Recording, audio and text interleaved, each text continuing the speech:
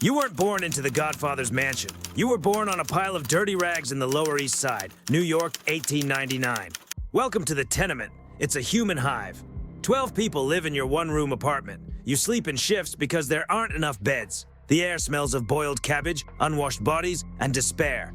There is one toilet for the entire floor, and it's always overflowing. Your playground is the alleyway, knee-deep in garbage. Your diet is 90% starch, moldy bread, potatoes, and sometimes, if you're lucky, a piece of meat that the butcher was about to throw away.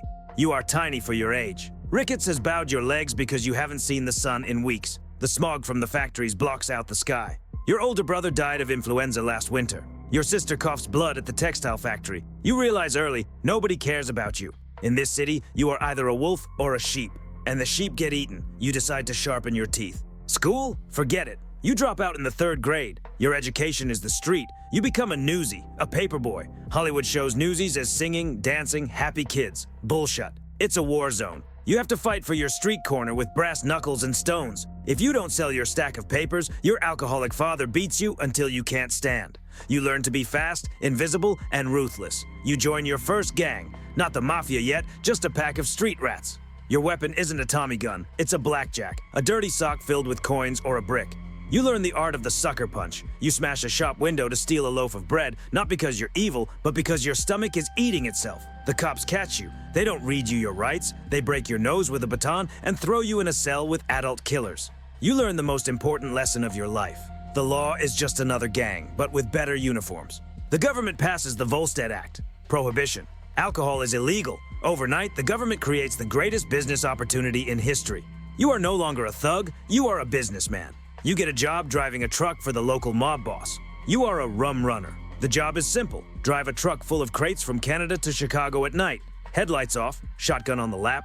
You think you're delivering champagne? Wrong. You are delivering poison. The beer is often industrial alcohol stolen from paint factories, filtered through a loaf of bread to remove the deadly chemicals. It doesn't work. It smells like nail polish remover and tastes like fire. But people are desperate. You sell it for 10 times the price. You buy your first suit, it's striped, double-breasted, and cheap. You slick your hair back with motor oil because you can't afford pomade. You think you look like a movie star. You look like a target. Let's talk about what you drink. You don't drink the good stuff. That's for the boss. You drink rot gut or bathtub gin, literally made in a dirty bathtub where grandmas washed their feet yesterday. They mix alcohol with glycerin, juniper oil, and, wait for it, dead rats that fell into the vat. To simulate the kick of bourbon, they add iodine, sulfuric acid, or even embalming fluid. The consequences are horrific. You see your friends walking with a strange flopping limp. It's called Jake Leg, a paralysis caused by neurotoxins in the cheap booze. But that's not the worst part. Methanol. If the chemist screws up the mix, the alcohol attacks your optic nerve. One morning you wake up and the world is blurry. By noon it's dark. You are blind. Blind from drinking your own product. You see guys at the speakeasy with milky white eyes still drinking. They'd rather be blind and drunk than sober and wretched. You survived the poison. Now you are a made man. You have cash, rolls of dirty bills in your pocket. You spend it on 3 things: suits, cars, and women. But let's look closer. You haven't showered in a week. Deodorant hasn't been invented yet. You mask the smell of sweat, tobacco, and gunpowder with a gallon of cheap cologne. Your teeth are rotting because you smoke 3 packs of unfiltered cigarettes a day. You visit the brothels, the malls. Hollywood shows flapper girls in sequins. Reality shows desperate women in dirty rooms. There is no protection. Condoms are thick, reusable rubber strips that nobody washes. Disgusting. You wake up one morning with a sore, a chancre. You ignore it, it disappears. You think you're fine, you're not. You just caught the gangster's curse, syphilis. It's now in your blood, slowly eating your brain and your bones. Al Capone has it. You have it. It's a ticking time bomb in your pants. Violence. Movies show you spraying bullets with a Thompson submachine gun, Tommy gun.